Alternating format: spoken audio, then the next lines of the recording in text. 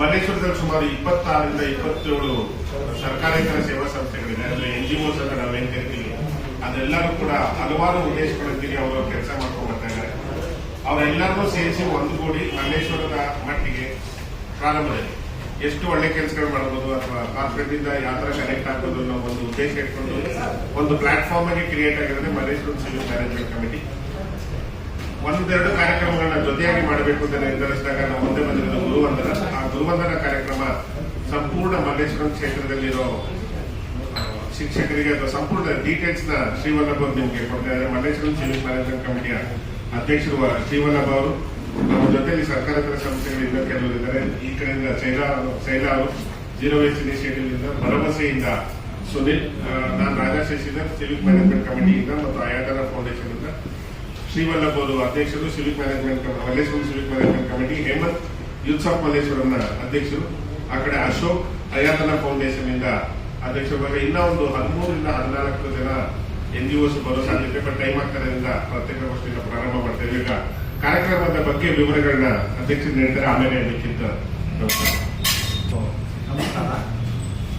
ಈ ಕಾರ್ಯಕ್ರಮ ನಮ್ಮ ಆದಿಚುಂಚನಗಿರಿ ಮಹಾಸಂಸ್ಥಾನ ಮಠದ ಪರಮ ಪೂಜ್ಯ ಜಗದ್ಗುರು ನಿರ್ಮಲಾನಂದ ಸ್ವಾಮಿಗಳ ಮತ್ತು ಯದುಗಿರಿ ಯತಿರಾಜ ಮಠ ಮಲ್ಲೇಶ್ವರದ ಪರಮ ಪೂಜ್ಯ ಯದುಗಿರಿ ಯತಿರಾಜ ನಾರಾಯಣಜಿಯ ಹಾಗೂ ಸೋಮೇಕಟ್ಟೆ ಕಾಡಸಿದ್ದೇಶ್ವರ ಮಹಾಸಂಸ್ಥಾನ ಮಠದ ಪೀಠಾಧಿಪತಿಗಳಾದ ಪರಮ ಪೂಜ್ಯ ಕರಿ ವೃಷಭ ದೇಶಿಕೆಯಿಂದ ಶಿವಯೋಗೇಶ್ವರ ಮಹಾಸ್ವಾಮಿಗಳ ನೇತೃತ್ವದಲ್ಲಿ ನಡೀತಾ ಇದೆ.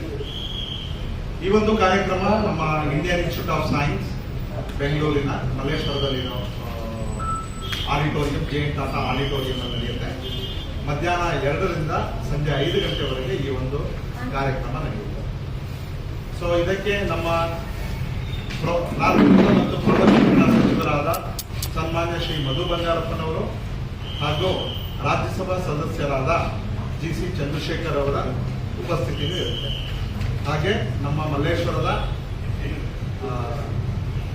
ಮಾಜಿ ಉಪಮುಖ್ಯಮಂತ್ರಿಗಳು ಹಾಗೂ ಶಾಸಕರಾದ ಅಶ್ವಥ್ ನಾರಾಯಣ ಅವರು, ಪ್ರೊಫೆಸರ್ ರಾಜೇಗೌಡರು, ಮಾಜಿ ರಾಜ್ಯಸಭಾ ಸದಸ್ಯರು, ಶಿವರಾಜ್ ತಂಗಡಗಿ, ಸಂಸ್ಕೃತಿ ಹಾಗೂ ಕನ್ನಡ ಸಂಸ್ಕೃತಿ ಇಲಾಖೆ ಕರ್ನಾಟಕ, ಇವರೆಲ್ಲರ ಒಂದು ಸಾರಥ್ಯದಲ್ಲಿ ಇದು ನಡೀತಾ ಇದೆ. ಈ ಒಂದು ಕಾರ್ಯಕ್ರಮದಲ್ಲಿ ನಾವು ಮಲ್ಲೇಶ್ವರದಲ್ಲಿ ಒಂದು 5 ಜನ ಲೈಫ್ ಅಚೀವ್ಮೆಂಟ್ಸ್ ಗೆ ಒಂದು ಪ್ರಶಸ್ತಿಯನ್ನು ನಾವು ಸೆಲೆಕ್ಟ್ ಮಾಡಿದ್ವಿ.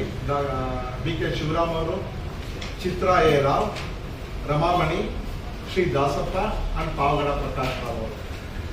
ಹಾಗೆ ಬೇರೆ ಬೇರೆ ಕ್ಷೇತ್ರಗಳಲ್ಲಿ ಅಚೀವ್ ಮಾಡಿರ್ತಕ್ಕಂಥ ಕೆಲವು ಕ್ರೀಡಾಪಟುಗಳಿರ್ಬೋದು, ಹಾಗೆ ಎಜುಕೇಷನಲಿಸ್ಟ್ ಇರ್ಬೋದು, ಇವನ್ನೆಲ್ಲ ಸೆಲೆಕ್ಟ್ ಮಾಡಿ ಒಂದು 16 ಜನ ಇದಕ್ಕೆ ಪ್ರಶಸ್ತಿಗೆ ಪಾತ್ರರಾಗಿದ್ದಾರೆ.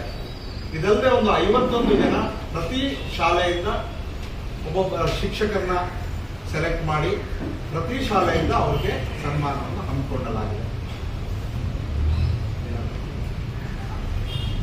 3 ಟ್ಯಾಗ್ಲೈನ್ ಮಾಡ್ತಾ ಇದ್ದೀವಿ ಸರ್. ಕ್ಲಿಯರ್ ಆಗಿ ಹೇಳ್ಬೇಕಂದ್ರೆ ವಿದ್ಯೆ ಕಲಿಸಿದಾತ ಗುರು ಅಂತ. ಆದ್ರೆ ನಾವು ಪ್ರೈಮರಿ ಎಜುಕೇಶನ್, ಹೈಯರ್ ಎಜುಕೇಶನ್ ಏನಾಗುತ್ತೆ, ವಿದ್ಯೆ ಕಲಿಸಿದವ್ರ ಟೀಚರು.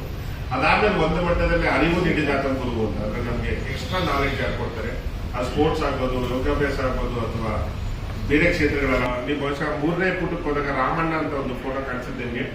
ಅವ್ರ ವಿಶೇಷ ಏನಂದ್ರೆ ಇವತ್ತಿಗೆ ಮಲ್ಲೇಶ್ವರದಲ್ಲಿ ಬೆಂಗಳೂರಲ್ಲೇ ಪ್ರಸಿದ್ಧವಾದ ತೇರುಗಳಿದ್ದಾವೆ. ಅಂದ್ರೆ 60 ಅಡಿ, 30 ಅಡಿ, 40. ಬೇರೆ ದೇವಸ್ಥಾನಗಳಲ್ಲಿ ಅವನೇ ಟ್ರ್ಯಾಕ್ಟರ್, ಜೀಪು ಬಂದ್ಬಿಟ್ಟಿದೆ ತೇರಿಗೆ.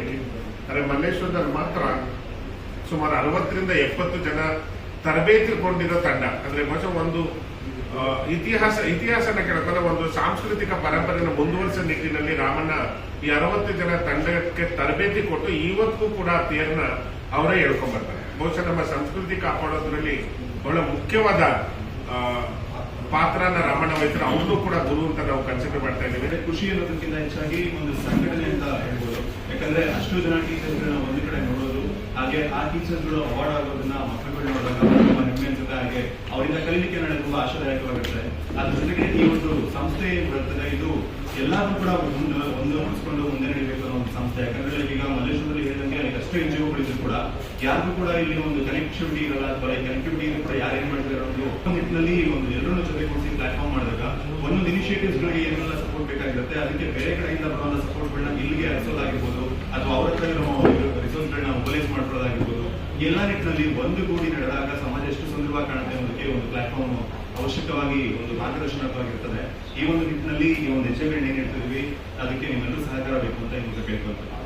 ಪೇರೆಂಟಿಂಗ್ ಇವತ್ತಿನ ದಿನ ಮಕ್ಕಳಿಗೆ ಡಿಸಿಪ್ಲಿನ್, ಎಜುಕೇಶನ್ ಅಂಡ್ ಆಧ್ಯಾತ್ಮಿಕ, ಸ್ಪಿರಿಚುವಲ್, ಈ ಮೂರು ಕಡೆಗೂ ನಾವು ಫೋಕಸ್ ಮಾಡಿ ಅವ್ರಿಗೆ ಎಜುಕೇಟ್ ಮಾಡಿದ್ರೆ, ನಾವು ಹಿಂದಿನ ಕಾಲ ಹೇಳ್ತೇವೆ ಹಿಂದಿನ ಪ್ರಜೆಗಳೇ ಹಿಂದಿನ ಮಕ್ಕಳೇ ಮುಂದಿನ ಪ್ರಜೆಗಳು ಅನ್ನೋ ರೀತಿಯಲ್ಲಿ ನಾವು ಅವ್ರನ್ನ ಬಿಲ್ಡಪ್ ಮಾಡಬೇಕಾಗುತ್ತೆ ಫ್ಯೂಚರಲ್ಲಿ. ಈಗ ನಾವು ಎಜುಕೇಶನ್ ಅಂದ್ರೆ ಸ್ಕೂಲ್ಗಳಲ್ಲಿ ಸೇರಿಸ್ಬಿಡ್ತೀವಿ, ಎಲ್ಲ ಬರಡನ್ನು ಟೀಚರ್ಸ್ ಮೇಲೆ ಬಿದ್ದಿರುತ್ತೆ. ಆಧ್ಯಾತ್ಮಿಕದ ಬಗ್ಗೆ ಆಗಲಿ ಅಥವಾ ಡಿಸಿಪ್ಲಿನ್ ಬಗ್ಗೆ ಆಗಲಿ ಎಲ್ಲಾನು ಸ್ಕೂಲಲ್ಲೇ ಕಳಿಸ್ಲಿಕ್ಕೆ ಸಾಧ್ಯ ಇಲ್ಲ. ಹಾಗಾಗಿ ಪೇರೆಂಟ್ಸ್ಗೆ ಈಗ ಎಜುಕೇಟ್ ಮಾಡೋ ಟೈಮ್ ಬಂದಿದೆ. ನಾವು first time we are attending